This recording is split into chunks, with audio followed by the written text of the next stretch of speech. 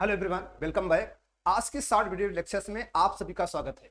आज इस short video में हम लोग बहुत ही इंटरेस्टेड वीडियो लेक्चर पर डिस्कशन करेंगे, जो कि एसिडिक स्ट्रेंथ पर लिया गया है। अब किसके लिए? कार्बोक्सिलिक एसिड के लिए। कार्बोक्सिलिक एसिड की एसिडिक स्ट्रेंथ के लिए हम बात करते हैं। बताओ एक एसिड क्या करता है? कार्बोक्सिलिक एसिड का जो फंक्शनल ग्रुप होता है शायद सबको पता है कि क्या होता है, COOH होता है। और एक एसिड का काम यही होता है कि जनरली क्या करना, H+ को लॉस करना। कार्बोक्सिलिक एसिड का मतलब यही होता है, वो कार्बोक्सिलिक ग्रुप जो होता है H+ लॉस करता है और क्या बना देता है, कार्बोक्सिलेट आयन बना देता है। क्या बना देता है? कार्बोक्सिलेट आयन बनाता है। अब नेक्स्ट कंडीशन ये होती है, केमिस्ट्री ये कहती है कार्बोक्सिलिक एसिड के लिए कि जिस कार्बोक्सिलेट आयन में जो इलेक्ट्रॉन डेंसिटी होती है, नेगेटिव चार्ज है, और जिस कार्बोक्सिलेट आयन में negative charge, that is charge क्या होगा, जिसमें चार्ज मिनिमाइज होगा, उस कार्बोक्सिलेट की स्टेबिलिटी क्या होगी? स्टेबिलिटी मैक्सिमाइज होगी।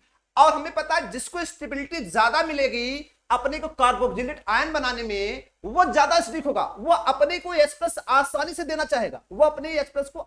चाहेगा, तो चार्ज मिनिमाइज, स्टेबिलिटी मैक्सिमाइज, और एसिडिटी क्या हो जाएगी? एसिडिक नेचर क्या हो जाएगा? बढ़ जाएगा। अब यही हम चेक करते हैं कि हमने क्या किया, इस कार्बोक्सिलिक ग्रुप के साथ एक ऐसा ग्रुप जोड़ा जो कि इलेक्ट्रॉन विथड्रॉविंग है। ये इलेक्ट्रॉन विथड्रॉविंग ग्रुप जोड़ा गया तो बताओ, जैसे H+ लॉस हुआ, यहां पर नेगेटिव चार्ज बना, तो वो चार्ज को क्या कर रहा है? खींच रहा है। और जब चार्ज को खींच रहा है तो बताओ इसके रिलेटिव ये चार्ज को क्या करेगा? मिनिमाइज करेगा। चार्ज को क्या कर रहा है? मिनिमाइज कर रहा है। बताओ चार्ज मिनिमाइज हो रहा है, इसमें हो जाए, तो ये चार्ज को क्या कर रहा है? चार्ज को मिनिमाइज कर रहा है। बोलो चार्ज यहाँ पे क्या होगा? मिनिमाइज। किसका? ऑक्सीजन पर जो नेगेटिव चार्ज होगा क्या होगा? मिनिमाइज होगा।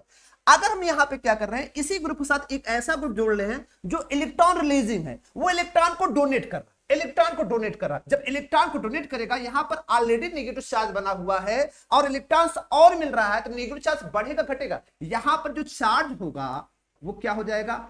इंक्रीज कर जाएगा। और जो चार्ज इंक्रीज करेगा तो स्टेबिलिटी किसकी ज्यादा होगी? बताओ यहां पर कौन ज्यादा स्टेबल होगा? इसका मतलब अगर मैं इसको A नाम दूं, इसको मैं B नाम दूं, तो कौन ज्यादा स्टेबल होगा? तो स्टेबल आपका कौन ज्यादा होगा? वह होगा A more stable then B। A का जो कार्बोक्सिलिक आयन होगा वह B के कार्बोक्सिलिक आयन से मोर स्टेबल होगा, और जिसमें स्टेबिलिटी ज्यादा होती है उसकी एसिडिक नेचर भी क्या होता है? ज्यादा होता है। इसका मतलब A is more acidic then B। ये तो हो गया in the case of aliphatic carboxylic acid. ये जो सिचुएशन है किसमें है? एलिफैटिक कार्बोक्सिलिक एसिड के लिए। किसके लिए बताओ? एलिफैटिक कार्बोक्सिलिक एसिड के लिए है। नाउ सेकंड कंडीशन हम यहां पर एग्जांपल मान लीजिए, हमने आपके साथ एग्जांपल शेयर किया। अब बताइए, ये मिथाइल होता है। क्या होता है? मिथाइल कैसा ग्रुप होता है? इलेक्ट्रॉन रिलीजिंग ग्रुप होता है, मतलब इलेक्ट्रॉन डोनेटिंग ग्रुप होता है। और जो नाइट्रो होता है आप सभी जानते हैं, पावरफुल इलेक्ट्रॉन विथड्रॉविंग होता है। तो बताओ इसमें ये कौन सा है? विथड्रॉविंग है। ये कैसा है? बताओ डोनेटिंग है। तो बताओ इसमें ज्यादा एसिडिक कौन होगा? जो चार्ज को मिनिमाइज करेगा। इसका मतलब जो नाइट्रो का कार्बोक्सिलिक एसिड है वह मिथाइल के कार्बोक्सिलिक एसिड से क्या है? ज्यादा एसिडिक होगा। अगर मैं इसको A कहूं, इसको मैं B कहूं, तो कौन ज्यादा एसिडिक होगा? B is more acidic then A। उसका रीजन क्या होगा? इसका रीजन होता है इलेक्ट्रॉन विथड्रॉइंग ग्रुप क्या करता है? ऑक्सीजन पर बनने वाले चार्ज को क्या करता है? मिनिमाइज करता है। चलिए, ये तो हो गया एलिफैटिक कार्बोक्सिलिक एसिड के लिए। हम आज की वीडियो लेक्चर्स में कुछ और स्पेशल पढ़ना चाह रहे हैं। आखिर वो क्या है? चलिए देखते हैं आखिर नेक्स्ट क्या है। नेक्स्ट कंडीशन क्या है? इस समय हम आ गए बेंजोइक एसिड, जिसको हम कहते हैं एरोमेटिक एसिड। तो ये किस केस में हम बात कर रहे हैं? बेंजोइक एसिड की बात कर रहे हैं। किस में बात कर रहे हैं? बेंजोइक एसिड की बात कर रहे हैं। तो बताओ, जो बेंजोइक एसिड होगा वह जब H+ को लॉस करेगा तो बेंजोइक आयन बनाएगा। क्या बनाएगा? बेंजोइक आयन बनाएगा। अब हमने क्या किया, इस बेंजोइक एसिड के आर्थो पोजीशन पर एक ग्रुप रखा दिया, एक ग्रुप लगाया। और जो ये ग्रुप आपका दिख रहा है, ये ग्रुप दो में से कुछ भी हो सकता है। ये ग्रुप क्या हो सकता है? डोनर भी हो सकता है, और ये ग्रुप क्या हो सकता है? विथड्रॉविंग भी हो सकता है।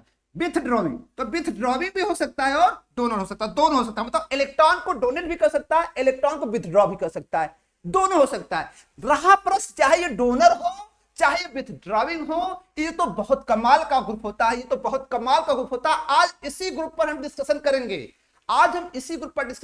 आखिर कमाल की चीज क्या होती है? कमाल की चीज को हमें देखना है, ये कमाल चीज होती क्या है। अभी तक हम देख रहे थे, अब बताओ ये जो ग्रुप होगा तो ये डोनर या विथड्रॉअल चाहे जैसा भी ग्रुप होगा इसकी साइज बड़ी होगी, इसकी साइज बड़ी होगी। अब जैसे जब इलेक्ट्रॉन को डोनेट करेगा तो यह ग्रुप जो होगा, ध्यान समझिएगा, ये ग्रुप जो होगा इस समय केयर करें कि ये आपका जो ग्रुप होगा, अगर जैसा भी ग्रुप होगा, ये रेजोनेंस की वजह से इलेक्ट्रॉन किधर जाएंगे, ऑक्सीजन के इलेक्ट्रॉन ज्यादा होती है, इलेक्ट्रॉन किधर जाएंगे, ये इधर किधर जाएंगे, इस एस्टेट आयन की तरफ जाएंगे, जो हम कार्बोनेट आयन कर सकते हैं, बेंजोएट आयन कर सकते हैं। इस रिंग के आउट इलेक्ट्रॉन बढ़ेंगे कि नहीं बताओ, इसका मतलब यहां पर ऑक्सीजन पर इलेक्ट्रॉन की बढ़ने के चांसेस ज्यादा है। क्यों ज्यादा बताओ, क्योंकि ये रेजोनेंस करेगा, और रेजोनेंस के साथ साथ आप देख रहे हैं इसको इलेक्ट्रॉन कोई देगा या कोई इलेक्ट्रॉन खींचेगा तो बात की बात है, तो यहां पर रेजोनेंस बढ़ने के चांस है। और दूसरा फैक्ट होता है, ये ग्रुप इतना बड़ा होता है, इसके बीच क्या होने लगता है, रिपल्सन, क्या होने लगता है, रिपल्सन। अब रिपल्सन अगर आ गया तो केमिस्ट्री में रिपल्सन एक बहुत बड़ा वायरस होता है, बहुत खतरनाक वायरस होता है। रिपल्सन आया तो कुछ हुआ जरूर, कुछ न कुछ परिवर्तन होगा, कुछ न कुछ लोचा होगा। आखिर लोचा क्या होगा, यही तो आज जानना है। यह ग्रुप रिपल्सन जब करेगा तो एक्चुअली ये रिंग और ये जो आपका स्टेट आयन है, जिसे कार्बोक्सिलेट ग्रुप आप कह सकते हैं, कार्बोक्सिलेट ग्रुप और रिंग, ये क्या होते हैं, प्लेनर होते हैं। क्या होते हैं, प्लेनर होते हैं। और प्लेनर होने की वजह से इनमें रेजोनेंस होगा, इलेक्ट्रॉन क्या होगा, रिंग्स के आउट जाएगा, डेंसिटी बढ़ जाएगी, ऑक्सीजन पर बढ़ जाएगी, नहीं बताओ, बढ़ जाएगी।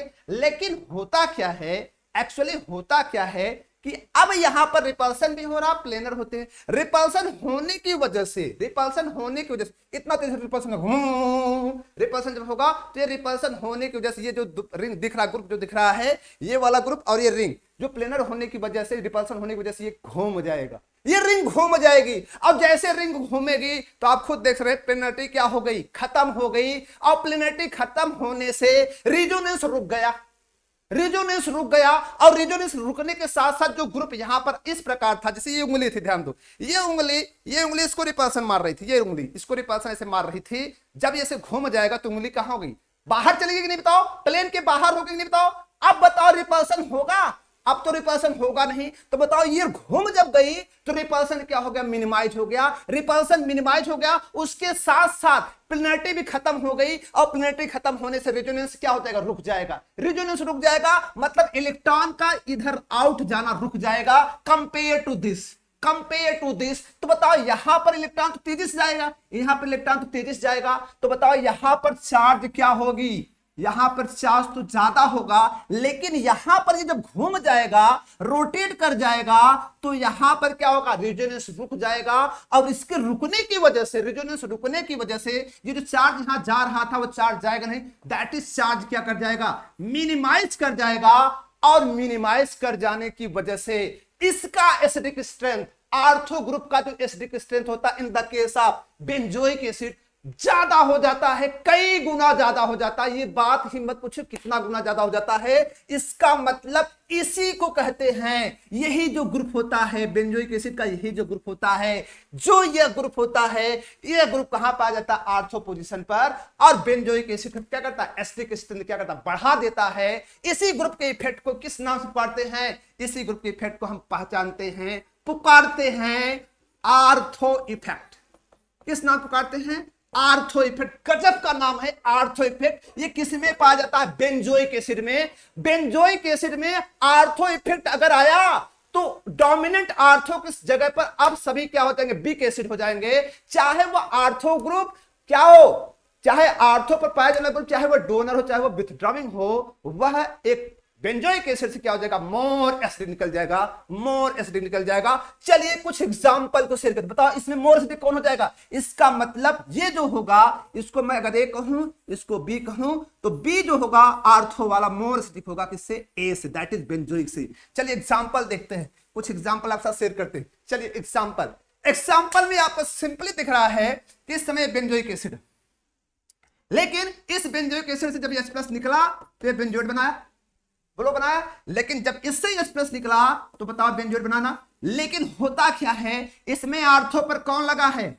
आर्थो पे बल्कि ग्रुप है। इस समय ये मत देखो कि सर जी ये इलेक्ट्रॉन डोनेटिंग ग्रुप है, जो इलेक्ट्रॉन डोनेटिंग होता है वो तो ऑलरेडी घटाता है।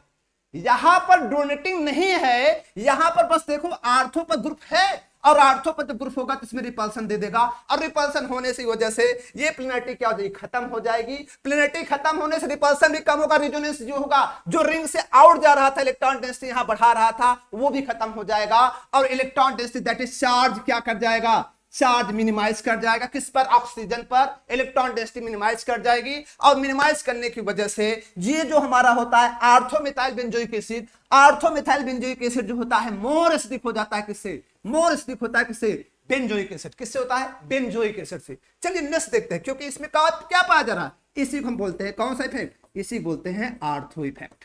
क्या होता है, इसी बोलते हैं आर्थो इफेक्ट। चलिए नेक्स्ट एग्जांपल देखते हैं। नेक्स्ट गजब का एग्जांपल, ये तो गजब का एग्जांपल है। आपके सामने ए बी सी डी दिखे गए, आपको बताना इसमें मोर एसिडिक कौन। तो सबसे पहले तो आप समझ लो सभी बेंजोइक एसिड है ना, और सभी बेंजोइक एसिड डेरिवेटिव है ना, तो सभी में सबसे पहले ढूंढ लो क्या आर्थो इफेक्ट वाला है कोई।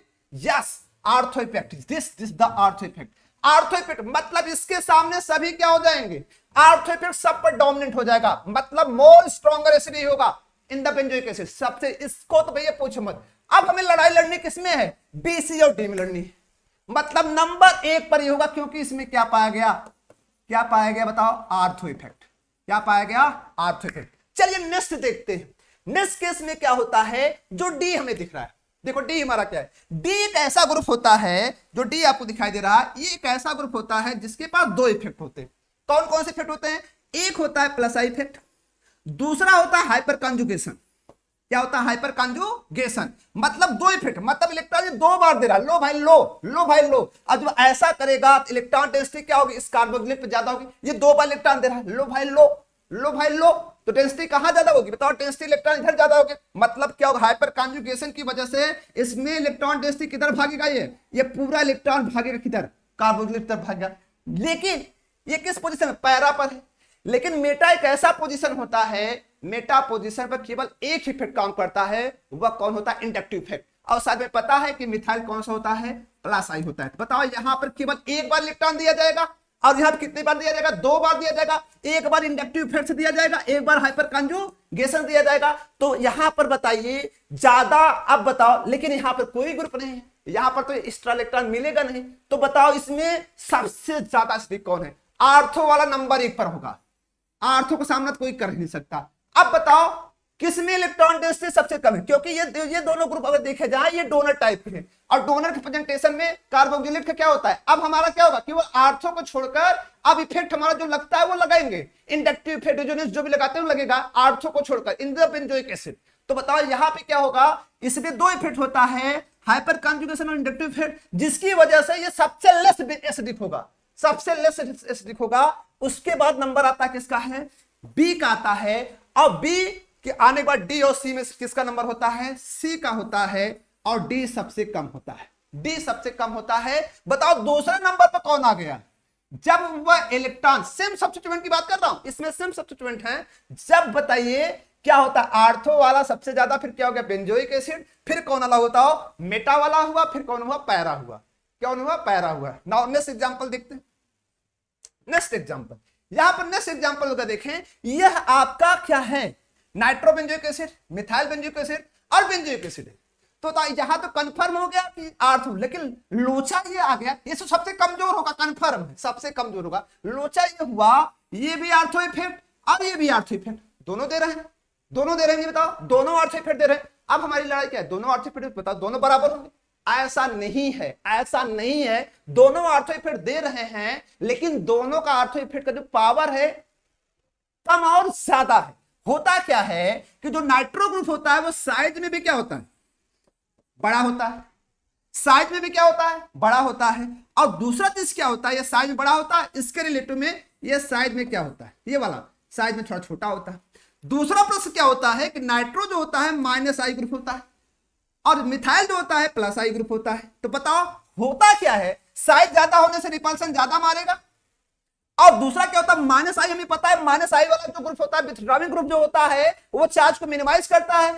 ठीक है, अब साइज कम होने से रिपल्सन ये कम मारेगा, रिपल्सन कम मारेगा, कम रिपल्सन मारेगा। और दूसरा क्या होगा, प्लस आई होता है इलेक्ट्रॉन रिलीजिंग ग्रुप होता है, और रिलीजिंग ग्रुप होने की वजह से एसिडिक स्ट्रेंथ घटता है। बताओ इसमें 2 फैक्ट काम करते हैं, जिसमें ये वाला फैक्ट, एसिड के लिए ये वाला फैक्ट किस पर डोमिनेट हो जाता है, इस फैक्ट पर डोमिनेट हो जाता है। तो बताओ यहाँ पर जो ऑर्डर होगा एकदम सेम टू सेम ऑर्डर ही होगा, मतलब nitro ortho nitro benzoic acid more strict than ortho methyl benzoic acid, और सबसे लेस जो होगा वो बेंजोइक होगा। कौन होगा, बेंजोइक होगा। चलिए नेक्स्ट एग्जांपल चलते हैं। ये तो गजब का एग्जाम्पल है, ये तो पूरा हिला के रख देने वाला एग्जाम्पल है। आखिर ये एग्जाम्पल क्या कह रहा है, ये एग्जाम्पल गजब का एग्जाम्पल है जो कि आप देख रहे हैं benzoic acid, ortho hydroxy benzoic acid, di ortho hydroxy benzoic acid, गजब का है। तो बताओ यहां पे क्या हो रहा है। अगर जनरली आप देखें, अगर जनरली आप कहेंगे तो बोलेंगे सर यहां पर तो एक बार आर्थो इफेक्ट लग रहा है, यहां पर दो दो बार आर्थो इफेक्ट लग रहा है, इसकी वजह से ये तो ज्यादा एसिडिक होगा, इसमें एक बार लग रहा है, इसमें क्या नहीं लग रहा है। लेकिन है क्या, यहां पर ये जो है रिपल्सन नहीं देता, इसमें तो लोचा ये आपको दिमाग कर रहा है ये तो रिपल्सन मारेगा सर, ये रिपल्सन नहीं देता, बल्कि क्या करता है, ये गजब की बात करता है, गजब की बात करता है। रिपल्सन ना देकर बल्कि क्या करता है, अट्रैक्शन करता है। क्या करता है, अट्रैक्शन करता है। मतलब जिसको आप कह सकते हैं आई हेट यू नहीं करता, बल्कि क्या करता है, आई लव यू करता है। यहां पर आई लव यू करता है किसके साथ, ये जो ऑक्सीजन हाइड्रोजन होता है, इस हाइड्रोजन के साथ क्या करता है, ऑक्सीजन और हाइड्रोजन का क्या होता है, आई लव यू करता है। मतलब that is I hate you नहीं कहता। इसका रीजन क्या होता है, इसके बीच, इस हाइड्रोजन और ऑक्सीजन बीच क्या होता है, इंट्रामॉलिक्यूलर हाइड्रोजन बॉन्डिंग। गजब के टॉपिक, गजब की बात है। क्या हो जाता है, इंट्रामॉलिक्यूलर हाइड्रोजन बॉन्डिंग। क्या हो जाती है बताओ, इंट्रामॉलिक्यूलर हाइड्रोजन बॉन्डिंग।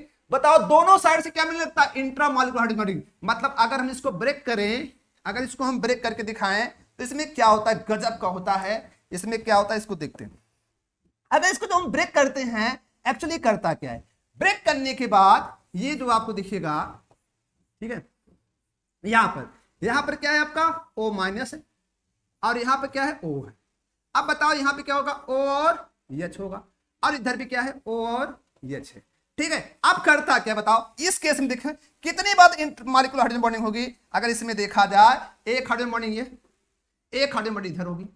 बोलो दो हाइड्रोजन बॉन्डिंग, दो बार I love you that is attraction, दो बार अट्रैक्शन। लेकिन इसमें कितनी बार अट्रैक्शन होगा, अगर इसमें देखा जाए अट्रैक्शन कितनी बार है, एक बार है। तो हमें पता है जब केमिस्ट्री में अट्रैक्शन वर्ड आ जाता है तो वहां पर भाई उसको कोई रोक नहीं सकता, उसे भी बोलते हैं इसकी स्टेबिलिटी बढ़ जाएगी। तो बताओ इस अट्रैक्शन का रीजन कौन है, इंट्रामॉलिक्यूलर कौन, हाइड्रोजन बॉन्डिंग। कितनी बार है, दो बार है। इसमें कितनी बार है, एक बार है। इसमें तो है नहीं। तो बताओ इस क्वेश्चन का गजब का आंसर होगा। ये तो कई बार जेईई मेंस में भी आ चुका है, ये क्वेश्चन बहुत ही गजब का क्वेश्चन है। ये तो कई बार जेईई मेंस में भी आ चुका, और गजब के क्वेश्चन हर कंपटीशन एग्जाम पा जाता है। इसमें सबसे ज्यादा एसिडिक होगा सी होगा, फिर कौन होगा, बी होगा, फिर कौन होगा, ए होगा। उसका रीजन है stability due to presence of intramolecular hydrogen bonding, intramolecular hydrogen bonding. मैं उम्मीद करता हूं ये वीडियो लेक्चर आपको बहुत अच्छा लगा होगा।